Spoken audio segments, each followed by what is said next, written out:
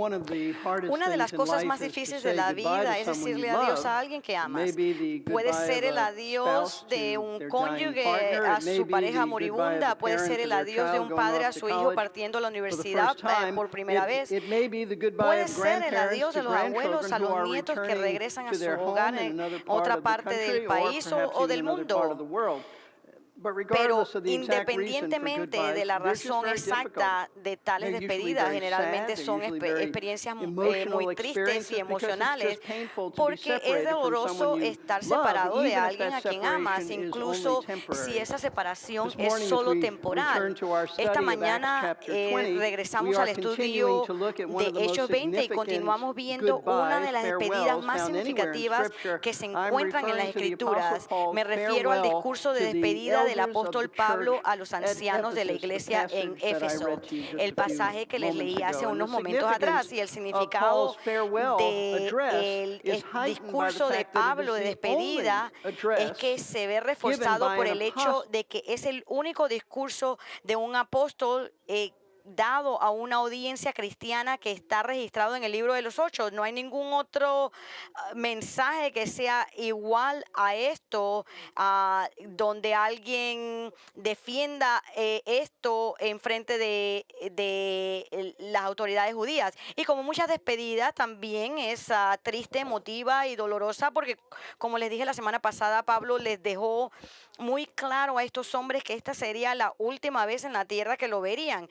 Y los entristeció profundamente al punto de que cuando Pablo terminó de hablar con ellos, leemos que lloraron en voz alta y lo besaron repetidamente. Esto lo vemos en el versículo 36-38. Dice, cuando terminó de hablar, se arrodilló y oró con todos ellos y comenzaron a llorar desconsoladamente, y abrazando a Pablo lo besaban, afligidos especialmente por la palabra que había dicho de que ya no volverían a ver su rostro, y lo acompañaron hasta el barco. Ahora, la razón por la que Pablo se estaba reuniendo con estos hombres es porque él sabía que esta sería su última oportunidad de estar con ellos. Y sabiendo que pronto vendrían tiempos difíciles sobre su iglesia, el apóstol quería darles, como líder de la iglesia, instrucciones importantes de cómo ellos deben pastorear el rebaño de Dios en su ausencia, y así su discurso de despedida está estructurado de tal manera que primero les recuerda cómo él sirvió al Señor cuando estuvo con ellos durante 3 años, y luego en segundo lugar lo exhorta sobre cómo ellos deben servir al Señor sabiendo que no estará para guiarlos. Como verán, el discurso de despedida de Pablo contiene toda la orientación que necesitan para pastorear la iglesia, y esta es la razón por la que las palabras de Pablo aquí son tan importantes, porque al hablar de cómo sirvió al Señor nos ha dado un modelo a seguir para nuestra propia vida y ministerio y servicio, y decirle a los ancianos cómo deben servir al Señor. Él nos ha dado instrucción crítica sobre las prioridades de un pastor. Y como les dije la semana pasada, es por eso que este pasaje es tan significativo para mí personalmente, porque durante mi casi 40 años las palabras divinamente inspirada del apóstol han ayudado a moldear y definir mi ministerio pastoral. Y cuando un pastor entiende lo que Dios quiere que haga, pues francamente de toda la iglesia se beneficia. Ahora, como hemos descubierto el pasado domingo, Pablo empieza su discurso de despedida diciendo a los ancianos de Efeso cómo él sirvió al Señor mientras que él estaba con ellos, y el pasaje con el que habla es en el versículo 17. Él dice, y desde Mileto mandó mensaje a Efeso y llamó a los ancianos de la iglesia. Cuando vinieron a él, les dijo, vosotros bien sabéis cómo he sido con vosotros todo el tiempo desde el primer día que estuve en Asia sirviendo al Señor con toda humildad y con lágrimas y con pruebas que vinieron sobre mí por causa de las intrigas de los judíos. Ahora, hay ciertas cosas que Pablo les recuerda a estos hombres en relación con el tiempo en que pasó con ellos en Éfeso cuando él estaba sirviendo al Señor. Y por eso que esto es tan significativo, porque las palabras que Pablo usa para servir es la palabra esclavo. Entonces, en esencia, lo que el apóstol le está diciendo es que él estaba con ellos como el esclavo de Cristo, haciendo las cosas que agradan a su Señor y Maestro. Y amigos, aquí es donde comienza todo ministerio, comienza reconociendo que no le pertenece a usted mismo, sino que usted pertenece a Cristo, usted ha sido comprado por Él, por la sangre de Cristo, y como resultado eres su esclavo, y por lo tanto su única consideración es descubrir la voluntad de Cristo y hacerla. Pero escuchen atentamente, porque ser un esclavo de Cristo implica servirle en algunas maneras muy específicas, y Pablo explica qué maneras son esas, deletreando que habían ciertas actitudes que caracterizaron su servicio para Cristo. Y así, después de hacer la declaración amplia y general sobre servir al Señor, Pablo declara que su servicio estuvo marcado por 3 actitudes particulares. Ahora, tenga en cuenta que la razón por la que Pablo menciona estas actitudes es porque él quiere que los ancianos de Efeso los sigan emulando estas mismas actitudes en su servicio. Y eso, por supuesto, se aplica a todos nosotros, especialmente a aquellos que estamos en posiciones de liderazgo. Y así es exactamente como las palabras de Pablo nos benefician hoy día, porque la forma en que Pablo sirvió a Cristo hace 2000 años atrás es en principio la misma forma en que nosotros debemos servirle hoy día. Ahora, la primera actitud que nos dice que marcó su servicio, y esto lo vimos la semana pasada, nada más lo estoy reiterando para recordarles, es la humildad. Eso lo vemos en el versículo 19, sirviendo al Señor con toda humildad. Y pasamos mucho tiempo el domingo pasado abordando este tema de servicio humilde, simplemente porque es un tema tan relevante, ya que hay muchos cristianos hoy día que demuestran muy poca humildad en su servicio a Cristo. Y eso es a menudo el caso de los pastores cristianos y líderes de la iglesia, a quienes pueden permitir su educación superior, habilidades de oratoria, popularidad o posición de autoridad, el engañarlos en pensar de que son mejores que otras personas que no tienen esas habilidades o esa educación y así. Pero Pablo no era así. Tan intelectualmente brillante como era, tan altamente educado como era, tan grandemente usado por el Señor como él fue, él no se veía a sí mismo como superior a los demás, sino simplemente como un pecador inmerecido que era no solo salvo por gracia, pero por la gracia de Dios tuvo el privilegio de servir a otras personas. Y eso es exactamente como debe ser nuestro servicio. Nosotros debemos ser humildes servidores de los demás, estimándolos más importantes que nosotros mismos. Por eso Jesús dijo que los más grandes en su reino son los que son humildes como niños y sirven a los demás. La segunda actitud que Pablo dice que marcó su servicio fue lágrimas. En el versículo 19 dice, sirviendo al Señor con toda humildad y con lágrimas. Y por lágrimas, lo que Pablo simplemente les recordaba a estos hombres es lo mucho que se preocupaba por ellos y la gente de su iglesia cuando estaba con ellos. Él se preocupaba por su bienestar espiritual, que le hacía llorar el pensar de ellos no obedecer al Señor. Y eso es exactamente lo que debería caracterizar nuestro servicio. Debemos preocuparnos tanto por aquellos a quienes servimos, que debería traernos dolor emocional e incluso lágrimas cuando se desvían de la obediencia al Señor.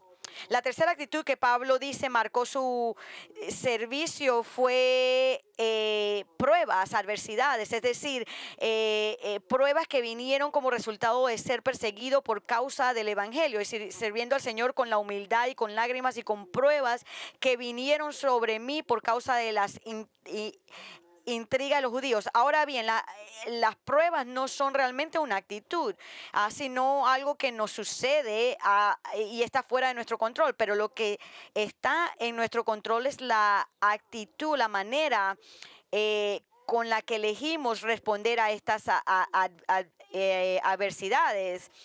Y eso es lo que Pablo está hablando.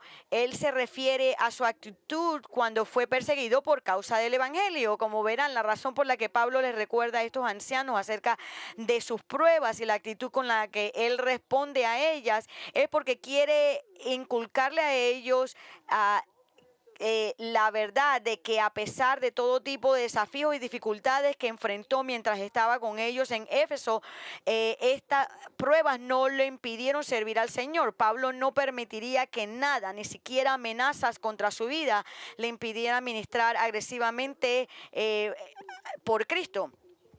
Él estaba decidido a continuar ayudando a la gente de esta iglesia independientemente de los obstáculos que enfrentó en forma de persecución. Y desde este punto en adelante, hasta el versículo 28, vemos cuando empieza a encargar a estos ancianos que llevan a cabo sus propias responsabilidades pastorales. Pablo ilustra la forma en que él tenazmente continuó su ministerio a la gente de la iglesia sin dejar que estas pruebas los descarrilaran.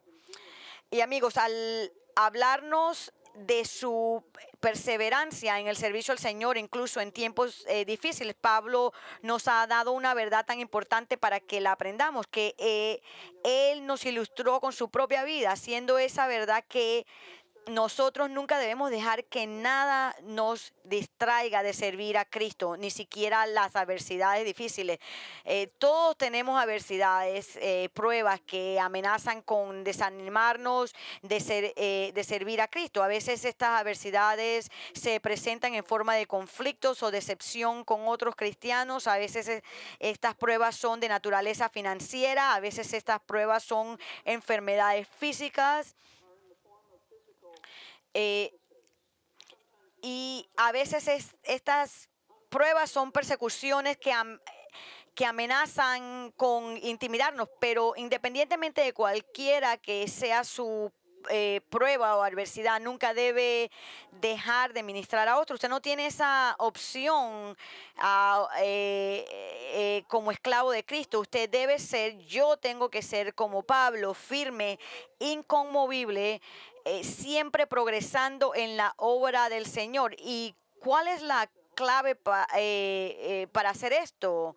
Es vernos a nosotros mismos como el esclavo de Cristo, como realmente somos, de modo que simplemente está cumpliendo sus órdenes y olvidándose de sí mismo.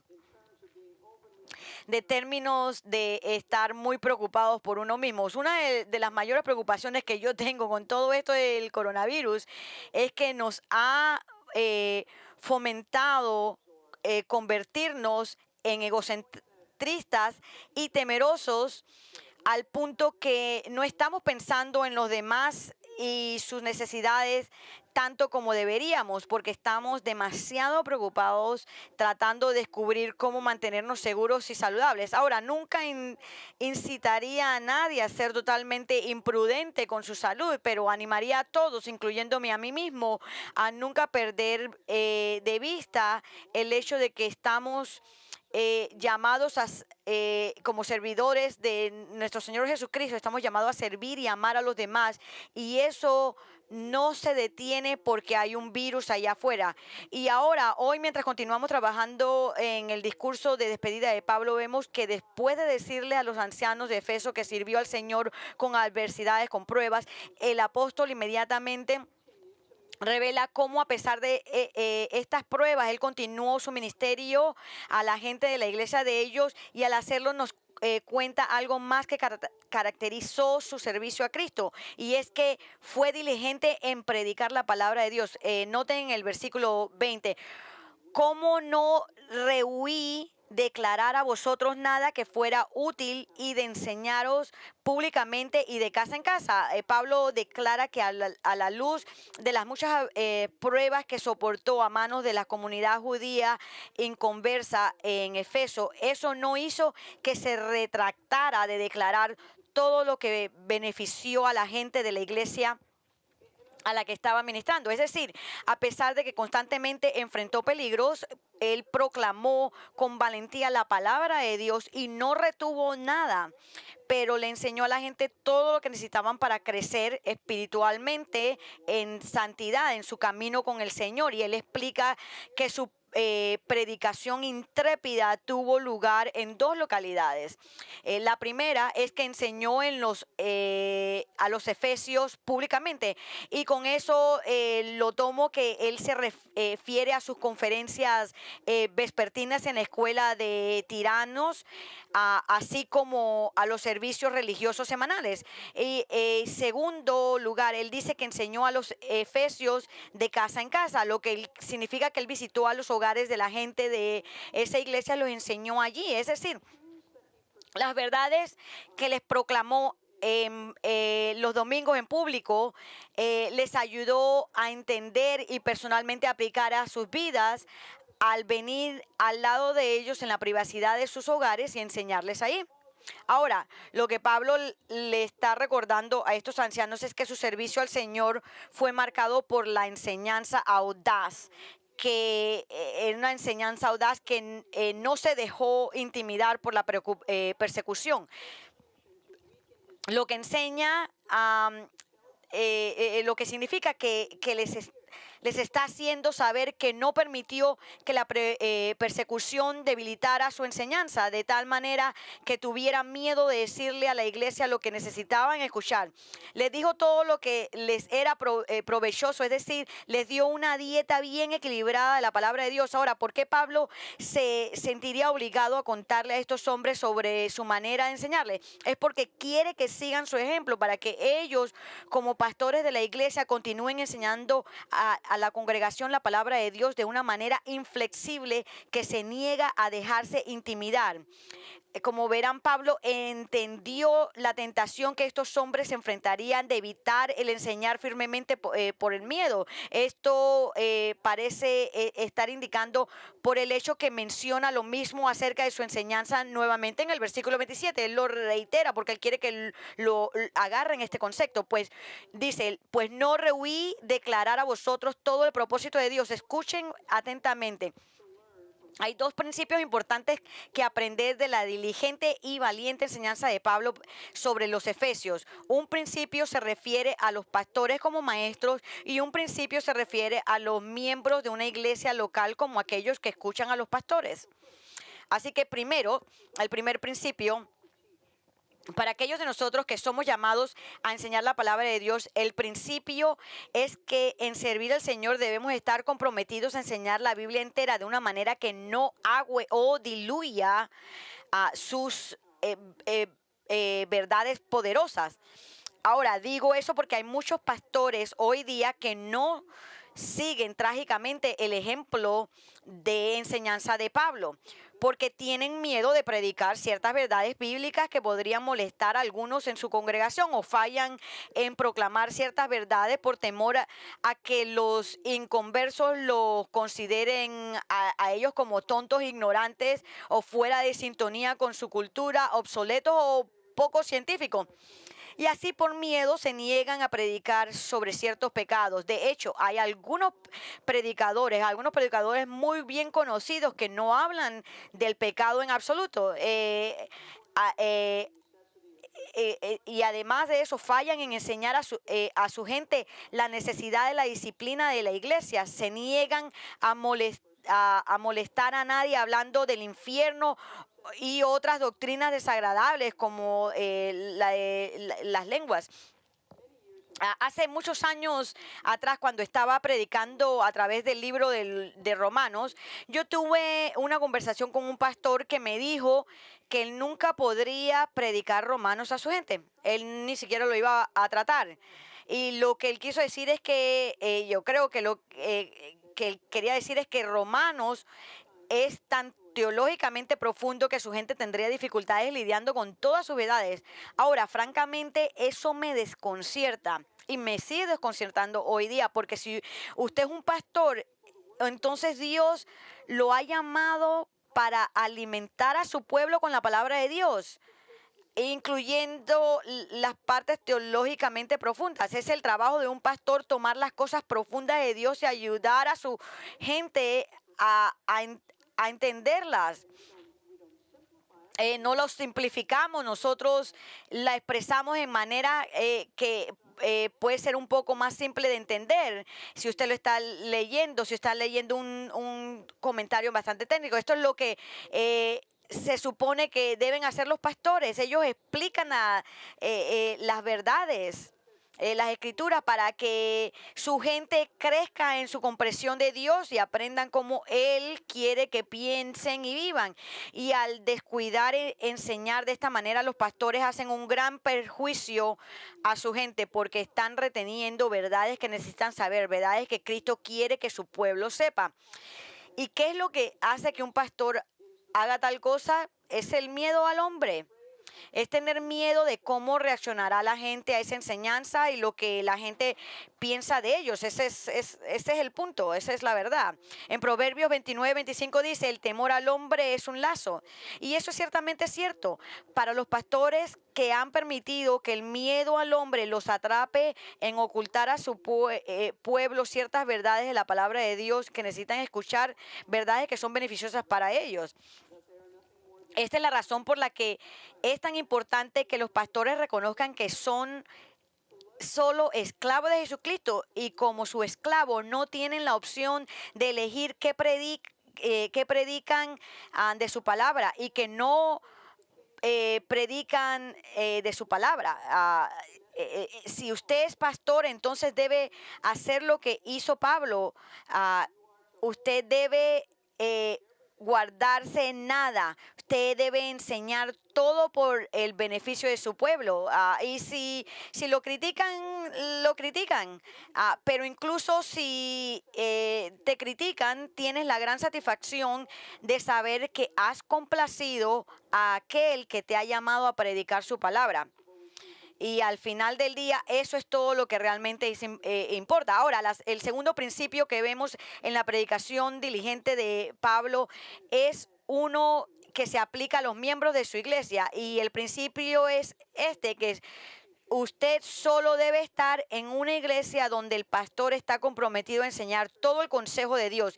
Y digo esto sabiendo que hay algunos cristianos que no quieren sentarse bajo este tipo de enseñanzas, porque saben que esa clase de enseñanzas los va a traer a hacerse sentir culpables de pecado y exigirán su arrepentimiento. Y por eso gravitan hacia iglesias donde la enseñanza es débil. Y eso es tan contrario a lo que declara el Nuevo Testamento con respecto a la importancia de escuchar todo el consejo de Dios. Noten lo que Pablo le dijo a Timoteo acerca de su ministerio de predicación en 2 de Timoteo 3:16. Toda escritura es inspirada por Dios y útil para enseñar, para reprender, para corregir, para instruir en justicia. Noten que Pablo declara que toda la escritura está inspirada por Dios, lo que significa que proviene de Dios. Él es la fuente de la Biblia, literalmente. Toda la escritura, toda la Biblia es el aliento de Dios, es Dios hablando. Y como proviene de Él, entonces es buena para nosotros, es útil para nosotros, es provechosa porque nos enseña doctrinas y principios que necesitamos escuchar. Es provechosa porque nos reprende cuando estamos en pecado. Es provechosa porque nos corrige para que nos apartemos de nuestro pecado y tener dirección en cuanto a cómo debemos comportarnos. Y es provechosa porque nos mantiene en el sendero del comportamiento recto. Por lo tanto, en la elección de una iglesia, asegúrese que usted está buscando una iglesia donde los líderes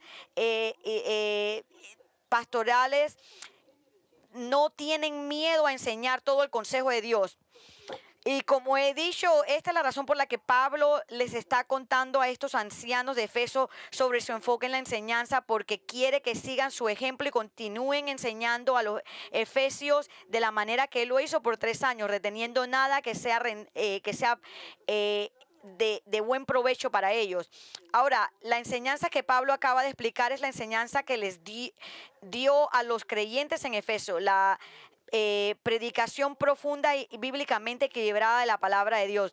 pero había otro aspecto de su enseñanza que Pablo quería que los ancianos de Efeso entendieran y emularan, y esa es su predicación evangelística a los incrédulos. Y así, mientras continuamos hablándoles acerca de su predicación diligente y sin restricciones, ahora explica cómo su ministerio del evangelio a los inconversos. Él testifica, dice, testificando solamente tanto a judíos como a griegos del arrepentimiento para con Dios y de la fe en nuestro Señor Jesucristo. Pablo explica que al testificar tanto a los judíos como a los gentiles que no son salvos, siempre les hizo el mismo llamado después de compartir el mensaje del evangelio con ellos, y su llamado era que respondieran al evangelio con arrepentimiento para con Dios y fe en el Señor Jesucristo.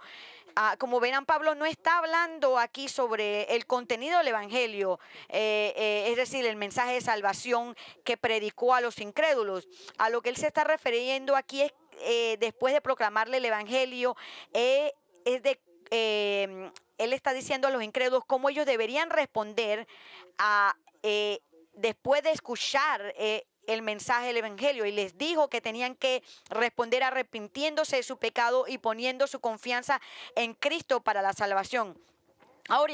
Ahora, obviamente, esto es críticamente importante para nosotros saber y comprender, porque tenemos que decirle a la gente cómo pueden ser salvos de sus pecados. Y pensarías que todos los cristianos estarían de acuerdo en este tema tan esencial. Sin embargo, ese no es el caso, porque hoy en día hay muchas personas que no consideran que el arrepentimiento es un elemento necesario para la salvación. Entonces, simplemente le dicen a la gente que crean en Cristo para su salvación, pero ellos fallan en decirle que el arrepentimiento es un componente necesario de la verdadera fe salvadora. Y ellos están equivocados, porque Pablo dice que se aseguró en su predicación de llamar a los pecadores judíos y gentiles tanto al arrepentimiento como a la fe en Cristo.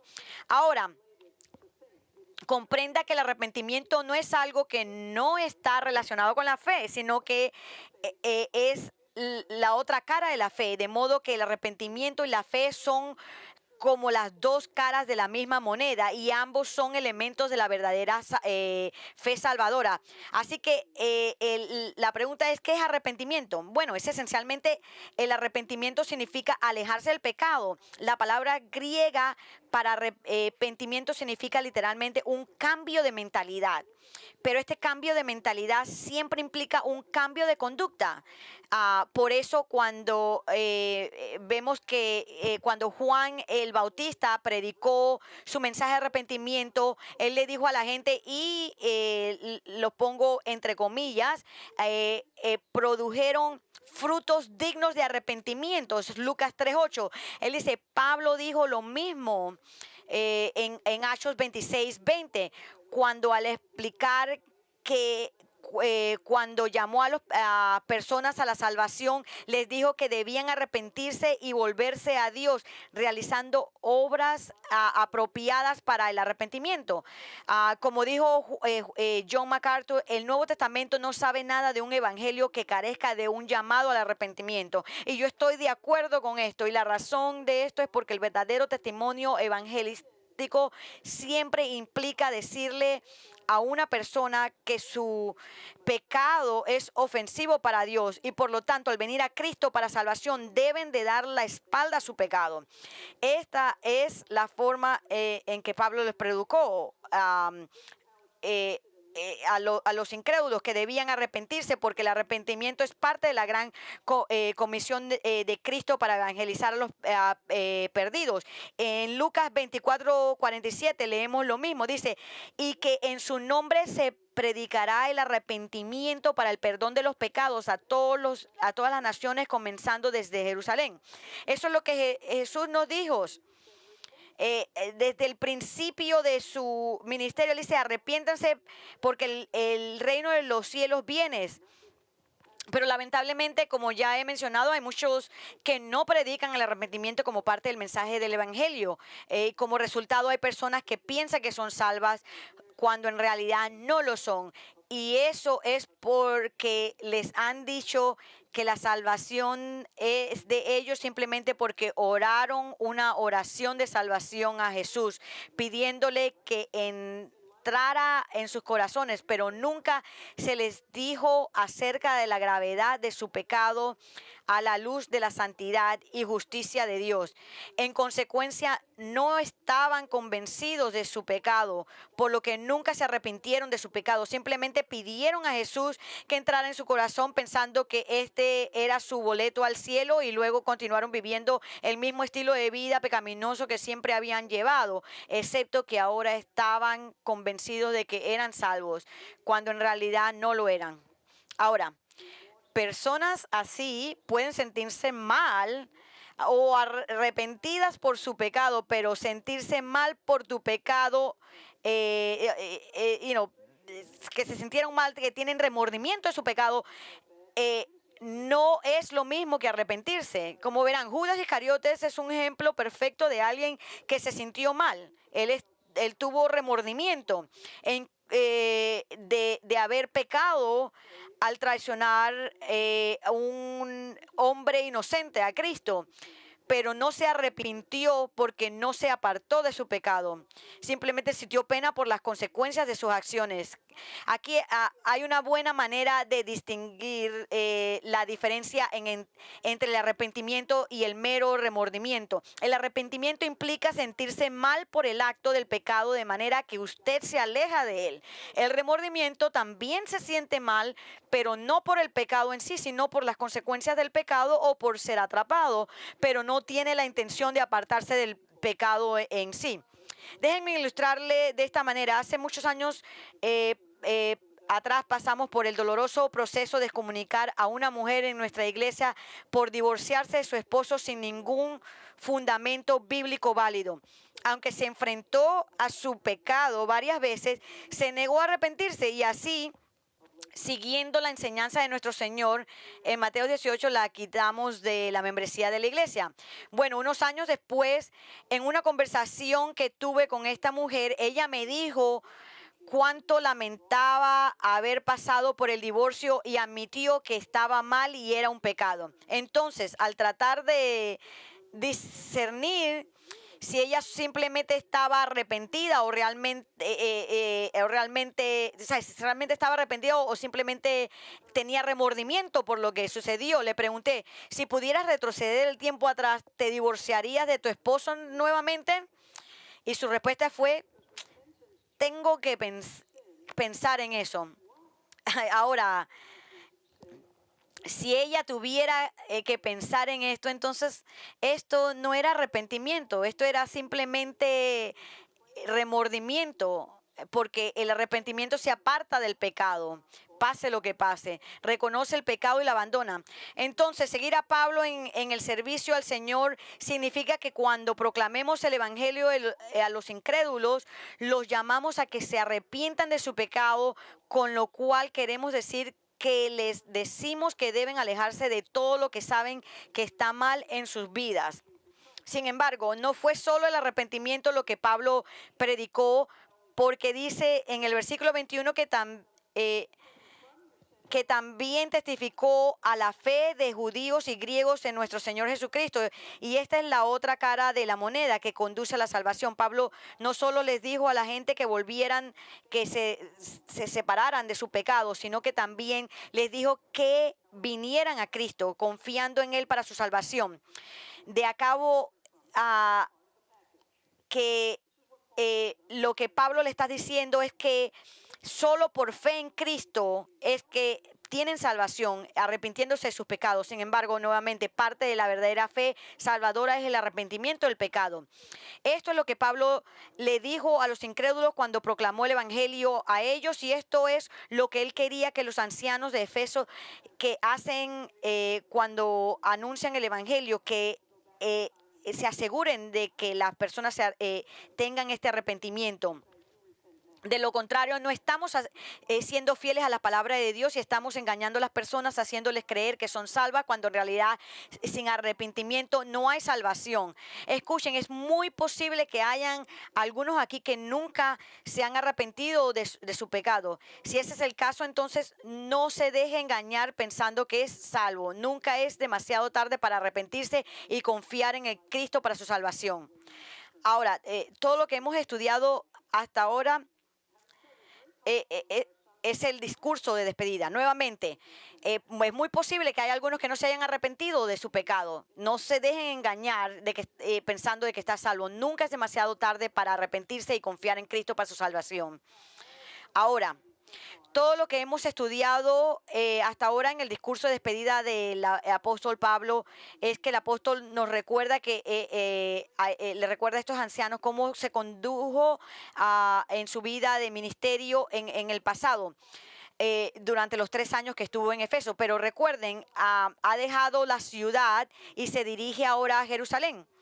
Y así él está diciendo a estos hombres, después de haberles dicho cómo él ministró en el pasado, mientras él estaba con ellos. Ahora Pablo continúa hablando de qué está haciendo en el presente y cómo sus acciones presentes también revelan un compromiso inquebrantable de servir al Señor sin importar las pruebas que Él está a punto de enfrentar en el futuro. Él dice en el versículo 22-23, y ahora he aquí que yo, atado en espíritu, voy a Jerusalén sin saber lo que allá me sucederá, salvo que el Espíritu Santo solamente me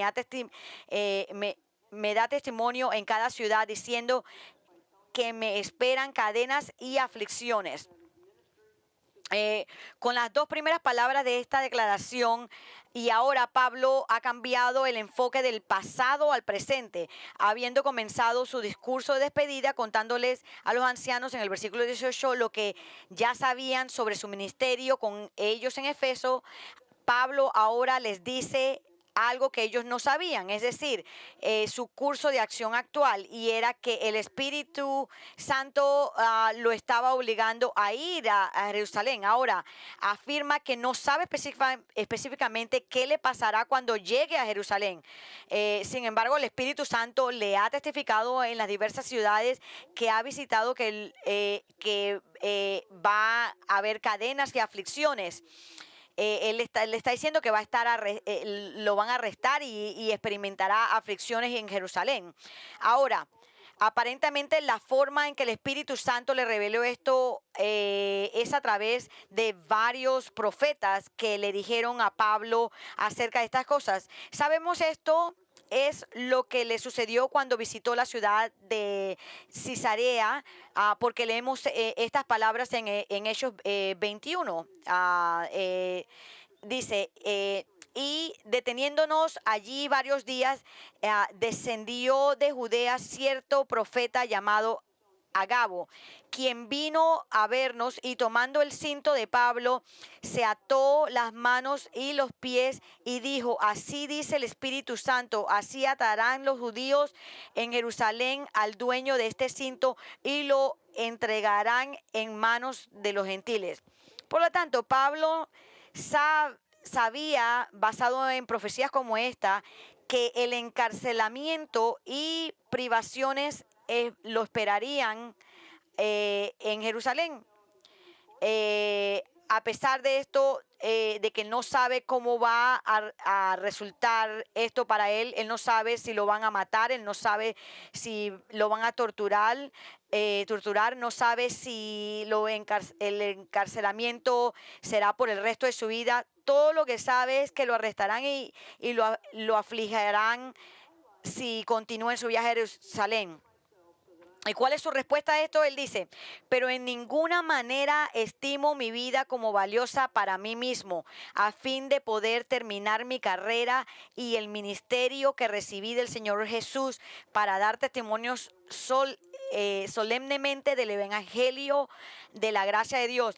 Pablo no va a volver atrás. Él no tiene miedo de lo que le espera en Jerusalén, ni siquiera le preocupa su seguridad o si vive o muere. Y la razón de esto es porque como esclavo de Cristo, su única preocupación es obedecer obedecer a su Señor al terminar la obra que le fue encomendada. Y esa obra fue para el testificar solemnemente el evangelio de la gracia de Dios. Es decir, la meta de Pablo en la vida no era sostener su vida jugando a lo seguro. La meta de Pablo en la vida era cumplir su ministerio compartiendo el evangelio con otros, y si eso le costó la vida en Jerusalén, entonces le costó la vida.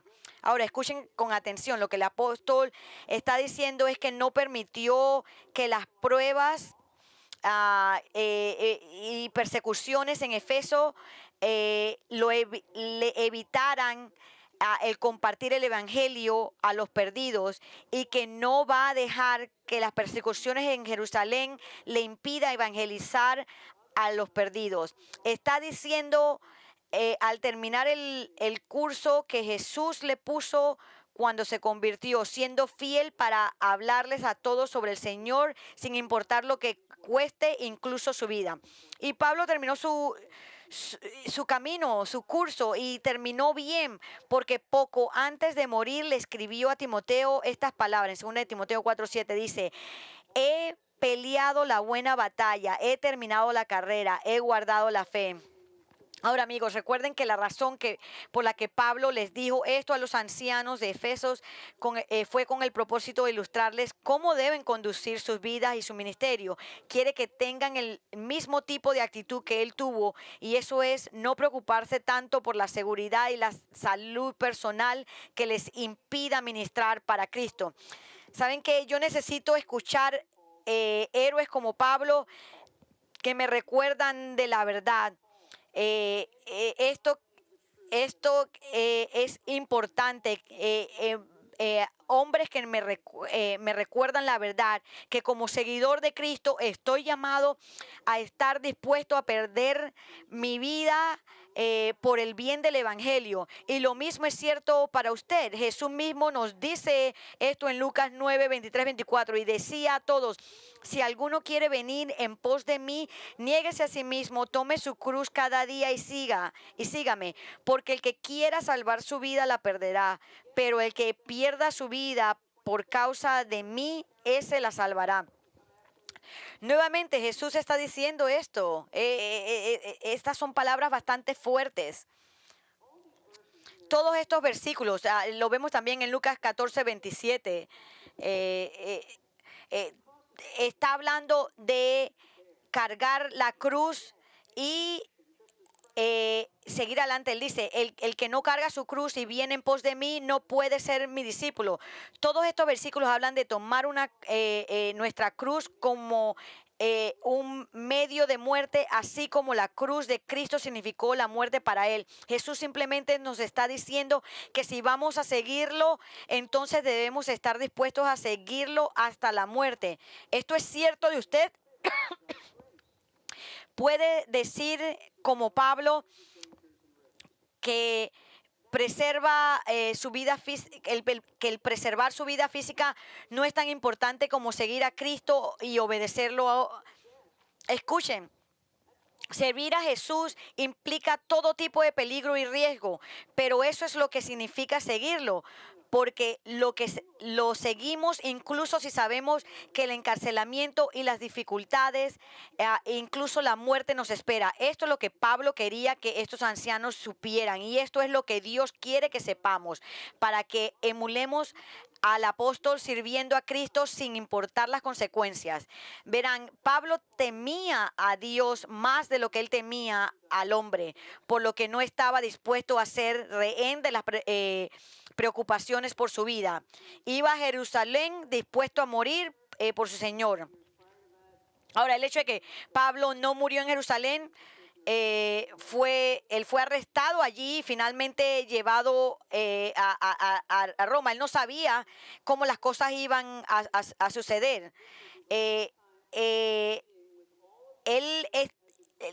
Sin embargo, él confía en que sería la última vez que se reuniría con todos estos ancianos, porque lo que procede a reiterar y presiona en las casas era la verdad por última vez, que no se apartó de su ministerio, a pesar de que experimentó pruebas cuando estuvo con ellos en Efeso. Y lo vemos en Hechos 20, 25, 27. Él dice, y ahora he aquí, yo sé que ninguno de vosotros entre quienes anduve predicando el reino volverá a ver mi rostro. Por tanto, os doy testimonio en este día de que soy inocente de la sangre de todos, pues no rehuí declarar a vosotros todo el propósito de Dios. Pablo les dice a estos hombres que esta será su último encuentro con ellos. Durante los últimos 3 años ha pasado con ellos en Efeso, predicando fielmente el evangelio a los perdidos de su ciudad. Pero ahora él va a seguir adelante y quiere que comprendan que al mirar hacia atrás, en el tiempo que pasó con ellos, él puede decir con confianza, con la conciencia tranquila, que es inocente de la sangre de todos estos hombres. Y lo que quiere decir con esto es que ha sido fiel en el desempeño de su ministerio, porque se abstuvo de declarar, él nunca se abstuvo de declarar a los inocentes todo el propósito de Dios. Es decir, cuando presentó el evangelio a los incrédulos, les dijo el evangelio completo, no dejó nada que pudiera comprometer la verdad sobre la salvación. Él predicó el evangelio completo, explicó la pecaminosidad del hombre, la santidad de Dios, la obra de Cristo en la cruz y la necesidad de arrepentirse y confiar en Cristo para salvación. La conciencia de Pablo estaba tranquila. Si la gente a la que él testificó perecieron, no fue porque él falló en decirles la verdad, no retuvo nada. Él les dijo todo lo que necesitaban para ser salvos. Y lo que eso nos dice, y esto es muy importante, es que cuando compartimos usted y yo a Cristo con alguien, que le digamos el evangelio completo y no una versión distorsionada o aguada del evangelio. Y quiero clarificar, nadie va a morir porque no fuimos testigos fieles de ellos, porque no fuimos los mejores en testificar. Pero el otro lado es que Dios nos castigará si deliberadamente cortamos esquinas en nuestra presentación del evangelio, porque no queríamos ofender a nadie. Por lo tanto, asegúrese de conocer el mensaje del evangelio, de manera que usted pueda articular y explicarle a un incrédulo el mensaje del evangelio y cómo ser salvo. Ahora, amigos, lo que hemos aprendido estas últimas 2 semanas es cómo Pablo sirvió al Señor de su propia vida. El apóstol ha ilustrado cómo es el servicio a Cristo. Es humilde, es compasivo y cariñoso, es persistente independientemente de las adversidades, y es audaz e intransigente en la enseñanza y la evangelización. Al evaluar su servicio al Señor, piense en estas cosas. ¿Es usted humilde? ¿Se preocupa usted por las personas a las que ministra? ¿Usted sigue adelante en el ministerio a pesar de los obstáculos, inclusive un virus, y proclama la verdad de una manera inflexible, incluso si me critican? Esas son las preguntas que nos tenemos que hacer nosotros mismos y contestar honestamente. Ahora, es posible que algunos de ustedes que están aquí nunca se hayan arrepentido de sus pecados. Y lo digo porque hay algunas personas que no creen en presentar el arrepentimiento como parte del evangelio, y están equivocados. Hay muchas personas jóvenes que creen que son salvos porque ellos pidieron a Dios que vinieran a su corazón, pero la verdad que nunca se arrepintieron de su pecado. Ellos no odian su pecado. Así que si usted nunca se ha apartado conscientemente de su pecado, ni lo ha renunciado, si ese es el caso, entonces arrepiéntase ahora. Deposite su fe en Cristo para su salvación. Y no he dicho esto por por mucho tiempo, pero lo voy a empezar a decir desde ahora. Si desea hablar con uno de nuestros ancianos sobre su necesidad de Cristo, pase al frente al final del servicio. Póngase su máscara, tenemos que tener la distancia social, pero hablaremos. Venga. Ahora mismo Joel y nuestro equipo de música vienen a guiarnos en el canto, pero después de eso, venga. Y vamos a orar. Padre, oramos por aquellos que nunca realmente han confiado en ti por salvación. Ellos creen que a lo mejor lo han hecho porque le han dicho que tienen que decir una oración, pero ellos nunca realmente han sabido qué es lo que es ser convictos de su pecado y arrepentirse de su pecado. Así que te pido, Padre, que los traigas a ti mismo y que ellos comprendan lo que verdadera salvación es y que vengan a arrepentimiento. Ayúdanos, Señor, a enseñar firmemente, siendo audaz en la manera que compartimos el Evangelio, Señor, que seamos fuertes de llamar los arrepentimientos y que no seamos tontos diluyendo el Evangelio porque no queremos ofender a alguien. Señor, ayúdanos a estar fiel y ser buenos esclavos tuyos, Señor, de que prediquemos la verdad. Ayúdanos a aplicar estas cosas en nuestra vida, y también pedimos que tú traigas a los incrédulos a ti mismo, Señor, para salvación. Pedimos esto en el nombre del Señor Jesucristo. Amén. Por favor.